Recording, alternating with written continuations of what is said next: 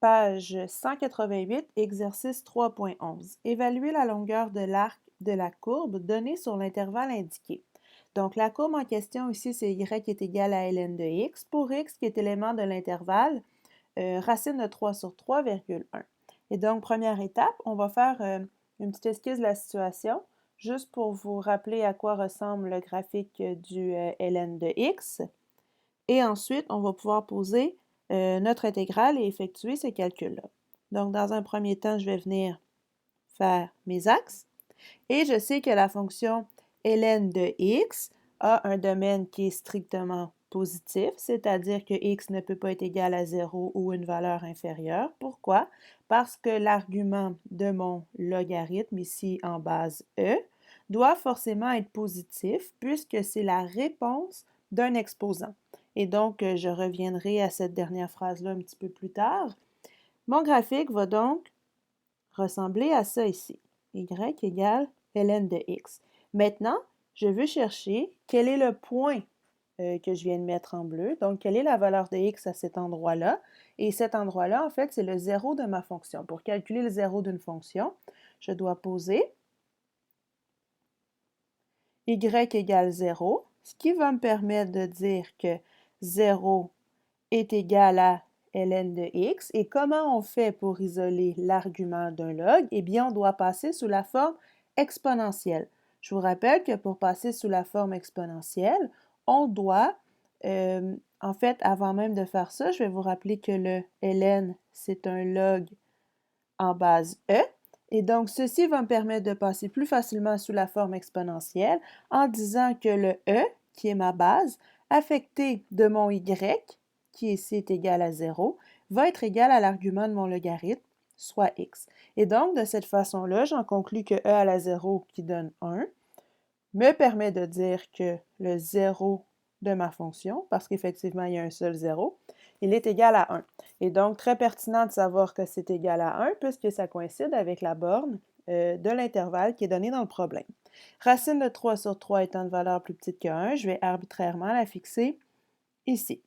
Alors, on cherche le, je m'en allais dire l'air, on cherche pas l'air, on cherche la longueur d'arc, pardon, de cet segment de courbe-ci. Alors, quelle est la longueur d'arc que je viens de mettre en vert? Dans les vidéos précédentes, vous avez vu que la longueur d'arc était donnée par la formule suivante. Donc, la longueur est égale à l'intégrale d'un intervalle A à B, racine de 1 plus la dérivée au carré fois dx. Alors, ici, on devra identifier A et B qui sont donnés dans le problème et on devra déterminer la dérivée de notre fonction pour ensuite pouvoir la mettre au carré dans notre formule. Alors, ce qu'on va faire dans un premier temps, on va regarder notre fonction qui est y est égal à ln de x. Et donc, si y est égal à ln de x, lorsque je calcule la dérivée, eh bien, dy sur dx va me donner 1 sur x. Cette fonction-là, petite remarque importante, la fonction y est égale à ln de x, elle est continue, donc continue sur l'intervalle du problème, et donc je peux la tracer sans lever mon crayon, c'est d'ailleurs ce que j'ai fait, et la fonction dérivée aussi est continue. Et donc dy sur dx qui est égal à 1 sur x est aussi continu. Et pourquoi c'est important de savoir que ma dérivée est continue?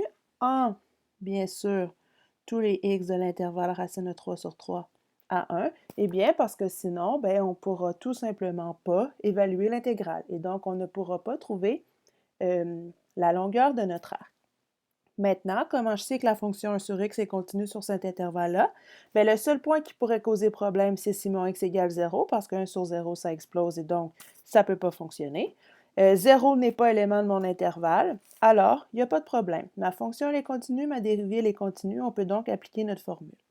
Les bornes a et b sont données dans la question, il s'agit de racine de 3 sur 3 et 1. Notre dérivée, elle est trouvée. Voilà, on n'a aucun paramètre à identifier, contrairement aux paramètres qu'on devait identifier dans les formules pour calculer les volumes, donc soit par la méthode des disques, des disques troués ou des tubes, on avait des paramètres à identifier. Et ici, dans les longueurs d'arc, on n'aura pas d'autres paramètres à identifier. Alors, on se lance dans le calcul. La longueur de l'arc va être donnée de A qui vaut racine de 3 sur 3, à B qui vaut 1, de la racine 1 plus 1 sur x, qui est ma dérivée, que je mets au carré qui fait partie de ma formule, fois dx. Avant de continuer, je vais développer le 1 sur x au carré et je vais ramener sur un dénominateur commun à l'intérieur de ma racine. Ça va être plus facile pour ensuite déterminer la technique d'intégration que je devrais employer. Égale racine de 3 sur 3 jusqu'à 1, de racine de 1 plus 1 au carré, ça fait 1 sur x au carré. Tout ça fait partie de ma racine fois des x, et donc je vais mettre sur un dénominateur commun.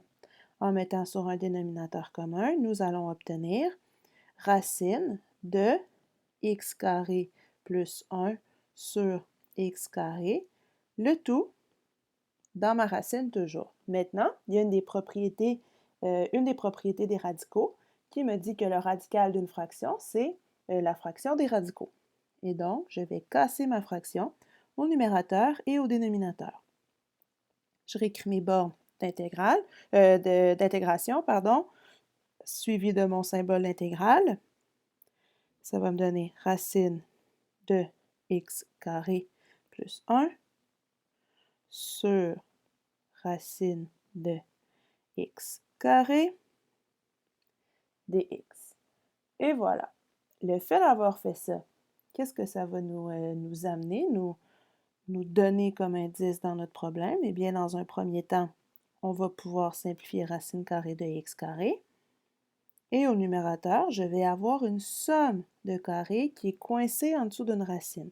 Et donc, une somme de carrés, x au carré plus 1 au carré qui donne 1, me donne souvent l'intuition de faire de la substitution trigonométrique, puisque ça pourrait correspondre à des mesures de mes côtés de mon triangle rectangle. Ici, je vais faire l'intégrale définie. Donc, je vais faire une substitution trigo et je vais d'un seul coup changer mes bords. Alors, dans un premier temps, je vais tracer mon triangle. Mon triangle, je vais venir le faire ici à droite, comme ceci. Qu'est-ce que je vais faire? Eh bien, je sais que lorsque j'ai la racine et que la racine est au-dessus d'une somme, eh bien, ça correspond à mon hypoténuse. Et donc, comme j'ai la somme des côtés au carré, je peux tout de suite venir mettre mon hypoténuse.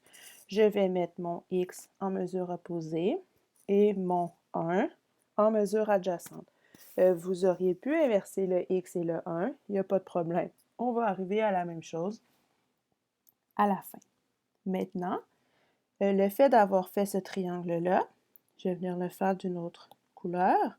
Et donc, le fait d'avoir placé mes mesures x et 1 comme ça me permet de poser la tangente θ. Tangente, c'est opposé sur adjacent, donc je ne le réécrirai pas. Tout de suite, je sais que la tangente θ est égale à x. La dérivée va me permettre de dire que la séquente au carré θ dθ est égale à dx. Et puis, vous savez, j'aime trouver tous les morceaux de mon intégrale à même mon triangle. C'est la raison pour laquelle je vais aussi dire que le cosinus de θ est égal à 1, qui est la mesure adjacente, sur mon hypoténuse, la racine de x2 plus 1. En isolant la racine, parce qu'en fait c'est le numérateur de mon intégrande, j'obtiendrai que la racine de x carré plus 1 est égale à 1 sur cos, qui est la séquente de mon angle. Alors, j'ai trouvé mon x, j'ai trouvé mon dx et j'ai trouvé ma racine. J'ai trouvé tous les morceaux dont j'ai besoin pour mon intégrale. La dernière chose qui me reste à faire, c'est de faire un changement de borne. Pour faire le changement de borne, je devrais remplacer racine de 3 sur 3 et 1, qui sont des bornes d'intégration en x, et je devrais les remplacer en θ. Alors, pour faire ça, je vais me faire un cercle trigo. Donc, je vais venir faire un petit cercle trigo ici, comme ceci. Et je vais remplir le premier cadran. Donc, j'ai ici mon 0, pi sur 6, pi sur 4 et pi sur 3, pi sur 2. Les coordonnées dont j'aurai éventuellement besoin seront 1/2, racine de 3 sur 2, racine de 2 sur 2, racine de 2 sur 2, racine de 3 sur 2, 1/2. Et donc, comment on va s'y prendre? Eh bien, dans un premier temps, on va commencer par la borne inférieure. Donc, pour faire changement de borne, ce qu'on va faire, si x égale racine de 3 sur 3, on aura donc que tangente de θ est égale à racine de 3 sur 3. Ce qui veut dire que θ est égal à arctangente de racine de 3 sur 3. Qu'est-ce que ça veut dire en arctangente? La question qu'on se pose, c'est quel est l'angle dont la division de la mesure, en fait du sinus sur le cosinus, va me donner racine de 3 sur 3. Eh bien, quand je regarde mon cercle, il y a deux mesures, deux angles qui font intervenir des mesures dans lesquelles il y a une racine de 3. Il y a le pi sur 3 et le pi sur 6. Alors, je vais faire les deux avec vous pour que vous compreniez le principe. Ce qu'on cherche dans notre tête, c'est sinus θ sur cosinus θ, parce que ça, c'est la définition du tangente, doit être égal à racine de 3 sur 3. Quel est l'angle dont la division de son y par son x va me donner racine de 3 sur 3? On a pi sur 3 comme premier choix. Donc, pi sur 3. Qu'est-ce qui se passe en pi sur 3? Le sinus est égal à racine de 3 sur 2. Racine de 3 sur 2, qui est le sinus, divisé par le cosinus qui vaut 1/2, eh bien, comme je divise par une fraction, je dois multiplier par l'inverse. Ça va me donner racine de 3 sur 2 fois 2 sur 1. Ceci va donc être égal à racine de 3. Est-ce que c'est ce qu'on cherche, le racine de 3? Non. Nous, on cherche quoi? On cherchait racine de 3 sur 3. Alors, on essaye le pi sur 6. Pi sur 6, c'est l'inverse, c'est le 1/2 que je divise par le racine de 3 sur 2. Je vais donc prendre 1/2 fois 2 sur racine de 3. Mes 2 se simplifient, j'obtiens 1 sur racine de 3 en radicalisant, ce qui veut dire racine de 3. J'ai un radical 3 en bas. Si je fais fois racine de 3 fois racine de 3, je n'ai pas changé la fraction, j'ai multiplié par la même chose en haut et en bas. Qu'est-ce que je vais obtenir? Bien, mes radicaux de 3 en bas, racine fois racine, il va me rester un 3 fois un racine de 3 en haut. Et c'est ce que je cherchais ici. Et donc, le arc tangente veut dire quel est l'angle. Quand il y a un arc, je cherche un angle dont la tangente, qui est sinus sur cosinus, me donne racine de 3 sur 3. La réponse, c'est pi sur 6. Ensuite, la deuxième borne, c'est x vaut 1. Alors, tangente de θ égale à 1. Ça implique que θ est égal à arctan de 1. Quel est l'angle dont la tangente vaut 1? Bien, si la tangente est égale à 1, ça veut dire que sinus sur cosinus sont identiques. Eh bien, cette réponse-là, un petit peu plus facile à trouver, c'est lorsque θ est égal à pi sur 4. Et voilà, le gros du travail est fait pour le moment. Nous avons donc tous les morceaux dont on a besoin pour venir remplacer. Je reviens donc à mon intégrale et nous allons remplacer par ce que nous avons trouvé. Nous allons obtenir l'intégrale de racine de 3 sur 3 va devenir pi sur 6 jusqu'à pi sur 4. Qu'est-ce qu'on va faire avec ça? On va remplacer la racine carrée de x carré plus 1, nous avions dit que c'était 50, fois dx, nous avions dit que c'était 50 au carré θ dx, sur le x qui est égal à tangente θ. Je vais regrouper mes 50, donc pi sur 6 à pi sur 4, sec fois sec carré, sec cube θ sur tangente θ dθ. Oh, pardon, j'ai écrit un x ici, mais c'était un θ. Petite erreur d'inattention, voilà, c'est réglé. Maintenant, on se retrouve devant une intégrale qui est une intégrale trigonométrique. Comment je vais faire pour résoudre ça? Avec un tangente au dénominateur, pour le moment, je ne peux pas faire grand-chose. Je ne peux pas faire changement de variable. La dérivée de tan, c'est sec carré. J'en ai 3, donc j'en aurai un pour le moment qui n'est pas utilisé. Je vais donc réécrire mon 50, un de mes 50 carrés comme étant tangente carrée plus 1. Donc, tangente carrée plus 1, c'est égal à 50 au carré, fois le sec, ça me fait les 3 secs que j'avais au départ, divisé par tangente.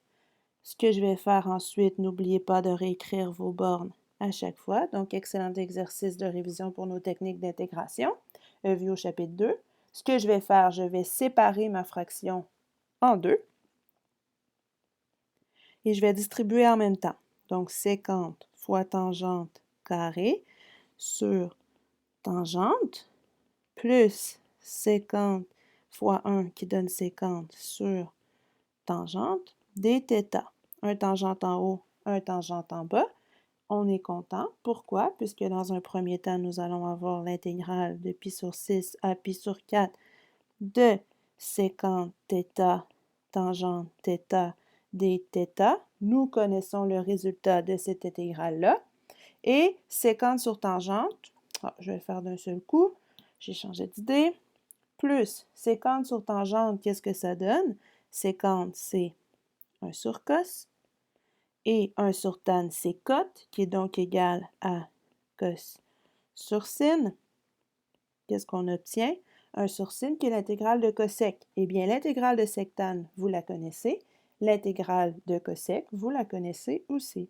Et donc, fin des manipulations algébriques ou de l'utilisation d'identité trigo, nous pouvons directement appliquer les formules de la page 66.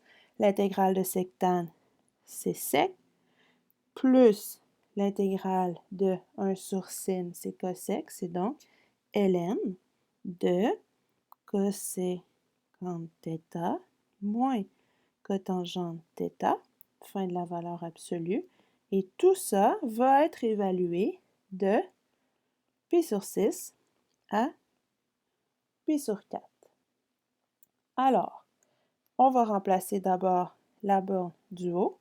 Nous allons avoir sécant de pi sur 4 plus ln de coséquente pi sur 4 moins cotangente de pi sur 4 moins sécante de pi sur 6 plus ln de coséquente de pi sur 6 moins cotangente de pi sur 6. On va y arriver. Et là, pour évaluer, nous allons avoir de besoin du petit cercle trigo qu'on avait fait. Donc, est-ce qu'il y a possibilité que je puisse le copier, ce petit cercle-là? Essayons ceci. Si je fais copier, je vais revenir le coller ici. Ah, voilà. On va en avoir besoin pour évaluer. Allons-y. Sécante de pi sur 4, sécante, ça se trouve à être 1 sur cos. Donc, ça va être 1 sur la mesure du... en pi sur 4, pardon, 1 sur la mesure du x, donc 1 sur racine de 2 sur 2, plus ln de coséquente 1 sur sin, donc 1 sur la mesure en y en pi sur 4. La mesure en y de pi sur 4, c'est racine de 2 sur 2, moins cotangente de pi sur 4, bien cotangente de pi sur 4, c'est le cosinus sur le sinus, les deux mesures sont identiques, moins 1, moins, on refait le même principe, mais avec l'angle pi sur 6. Sécante de pi sur 6, c'est donc 1 sur la mesure en x, donc 1 sur la mesure en x, en pi sur 6, c'est racine de 3 sur 2. Ensuite, plus le ln de valeur absolue, on doit faire la coséquente. Coséquente, c'est 1 sur sin, 1 sur la mesure en y, donc 1 sur la mesure en y, c'est une demi, moins la cotangente en pi sur 6. Donc, cotangente, au lieu d'être la tangente qui est sin sur cos, ça va donc être cos sur sin. Donc, la mesure en x divisé par la mesure en y. Et voilà, fin de l'évaluation. Il nous reste à simplifier. 1 sur racine de 2 sur 2, qu'est-ce que ça donne? Ça va donner 2 sur racine de 2. Je vais tout de suite en profiter pour faire la petite opération fois racine de 2 fois racine de 2. On va le simplifier ensuite. Plus ln de même chose, 2 racine de 2 sur racine de 2 fois racine de 2. Donc, j'inverse la fraction et tout de suite, je multiplie par racine de 2 en haut et en bas. Moins 1, moins, parenthèse, 1 sur racine de 3 sur 2, ça va faire 2 sur racine de 3. Je vais tout de suite faire fois racine de 3 fois racine de 3. Plus ln de 1 sur 2, ça fait 2. Moins, quand je vais inverser la fraction, les deux vont se simplifier. Il va rester seulement radical 3. De sorte que si je simplifie ceci, 2 racines de 2 en haut, racine de 2 fois racine de 2, ça fait 2. Les 2 s'en vont, il reste seulement racine de 2. Ensuite, plus ln, valeur absolue, racine de 2 moins 1, moins, il va me rester 2 racines de 3 sur 3. Le moins avec le plus, ça fait moins ln de 2 moins racine de 3. Donc, si la question était d'évaluer la longueur d'arc de façon exacte, ceci serait votre réponse finale. Ce serait donc des unités. Si vous avez droit à la calculatrice à l'examen pour évaluer, disons, à 2 décimales près cette longueur d'arc-là, eh bien, pratiquez votre pitonnage. Vous devez arriver à 0,70 unités. Voici donc réponse finale numéro 1 qui est simplifiée. Réponse finale numéro 2 qui est évaluée, en fait, qui est approximée à 2 décimales près. Question B. Donc, calculer la longueur de l'arc de la courbe d'équation y est égale à x à la 2 tiers pour x éléments de 0,8. Commençons avec une petite esquisse. La fonction y est égale à x à la 2 tiers, c'est une fonction dont la représentation graphique s'apparente beaucoup à celle d'une puissance 1/2, donc d'une fonction racine carrée. Ça va ressembler à peu près à ça, donc pas besoin d'être super précis. Et nous allons calculer la longueur de l'arc d'un point 0 ici jusqu'à 8, disons ici. Et donc, on s'intéresse à cette portion-ci de la courbe. Pour calculer la longueur de l'arc qui est ici, je vais dans un premier temps écrire ma fonction et calculer sa dérivée. Nous avons y est égal à x 2 tiers, qui est une fonction qui est continue sur l'intervalle qu'on nous donne 0,8. On n'a pas de problème. Et donc 0 au carré, ensuite j'extrais la racine cubique, ça va me donner 0, il n'y a pas de problème. Y', donc je vais dériver. J'envoie le 2 tiers en avant. J'écris x à la 2 tiers moins 1 et la dérivée de x me donne 1. Une fois simplifié, ceci va me donner 2 tiers. X à la 2 tiers moins 1, ça fait moins 1 tiers. Et donc, je vais faire passer x à la 1 tiers au dénominateur. Le problème avec cette dérivée-ci, c'est qu'elle n'est pas continue. Donc, elle n'est pas continue en 0. Et pourtant, 0 fait partie de notre domaine. Donc, en x égale 0, x égale 0 fait partie de notre domaine d'intégration parce qu'on veut calculer l'intervalle sur la longueur de l'arc sur cet intervalle-là. Qu'est-ce qui se passe en x égale 0? Eh bien, ma dérivée n'existe pas. Donc ça, c'est un petit exemple pour vous montrer que c'est important de vérifier les conditions avant de pouvoir utiliser une formule ou de pouvoir utiliser un théorème. Ici, la condition n'est pas respectée. Est-ce que ça veut dire qu'on ne peut pas faire le problème? Pas du tout. Ce que ça veut dire, c'est que plutôt que de faire le problème en x et d'avoir un problème de discontinuité en x égale 0 pour notre dérivée, nous allons contourner la situation et nous allons transformer le problème en y. Et donc, au lieu d'intégrer sur 0,8 en x, on va plutôt chercher à trouver notre intervalle d'intégration en y et faire le problème en y, en s'assurant naturellement que les deux conditions soient respectées. Et donc, la première chose qu'on va faire, c'est de transformer notre équation en fonction de y.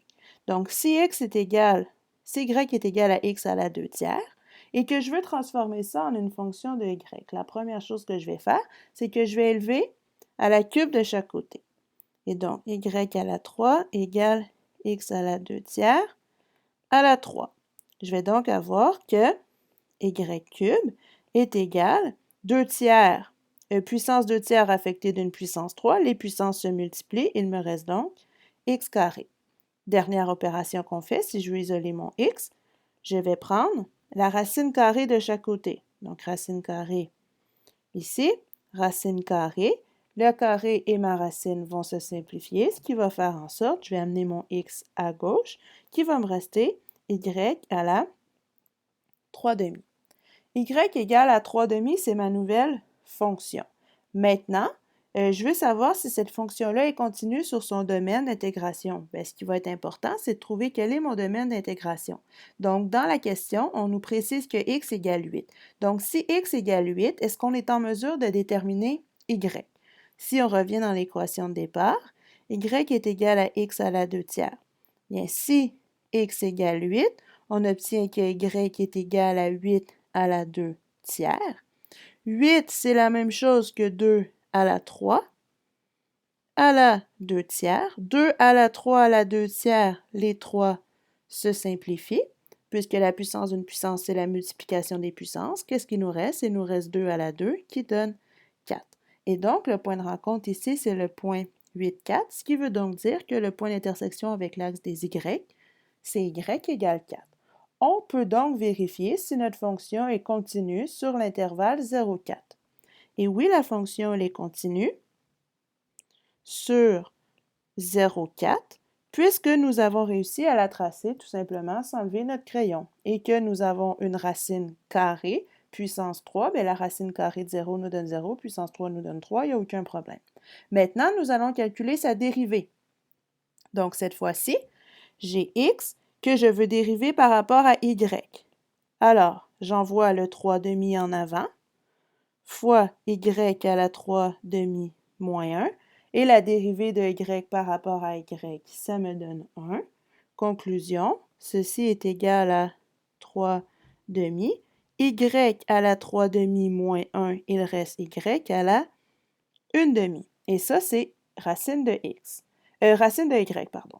Et cette fonction-là, si je la réécris, donc la dérivée, ou si vous aimez mieux dx sur dy, c'est la même chose, est égale à 3 demi racine de y. Est-ce que je peux maintenant confirmer que cette dérivée-là est continue sur mon intervalle? Oui, cette dérivée-là est continue, puisque racine de 0 me donne 0, il n'y a pas de problème.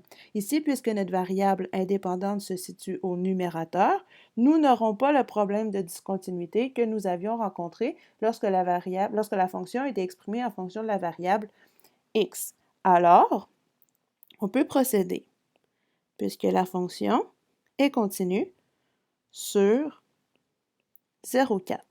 On peut maintenant poser l'intégrale qui va nous permettre de calculer la longueur de l'arc, c'est-à-dire de 0 à 4 en y, racine de 1 plus la dérivée au carré. La dérivée au carré, c'est 3 demi racine de y, tout ceci au carré.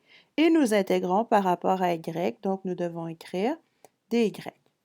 Je vais simplifier. À l'intérieur de ma racine, j'ai 1 plus 9y sur 4, donc j'ai distribué mon carré partout, dy. À partir de là, je vais intégrer en faisant un petit changement de variable. Je vais dire, posons, u égale à 1 plus 9y sur 4. Pourquoi je décide de faire un changement de variable? Parce que je dois poser ce qui est en dessous de la racine qui est égal à y, et je sais que quand je vais calculer la dérivée de ça, je vais obtenir tout simplement un réel fois dy, et donc je n'aurai pas de problème.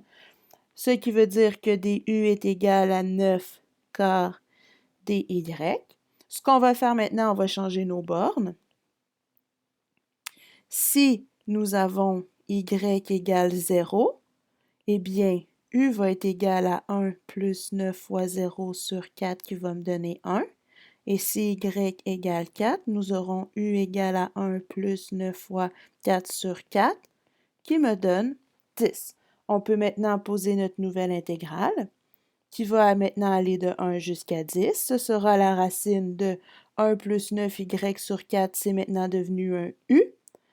Mon dy va devenir 4 neuvièmes de du. Je vais envoyer le 4 neuvième en avant. L'intégrale de racine de u, c'est u à la 1 demi plus 1 qui fait 3 demi.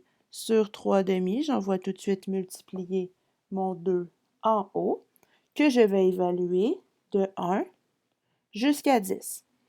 J'ai maintenant 4 fois 2, 8. Sur 3 fois 9, 27. Évalué de 10 à la 3 demi moins 1 à la 3 demi. Ici, la seule petite simplification qu'on puisse faire, c'est 10 à la 3 demi moins 1. Donc ça, c'est ma réponse simplifiée au maximum sans calculatrice. Ce sont des unités puisque nous calculons une longueur d'arc. Et advenant le cas qu'on vous demande, avec calculatrice, de simplifier, d'arrondir à 2 décimales, vous allez obtenir 9,07 unités. Alors voici nos réponses finales.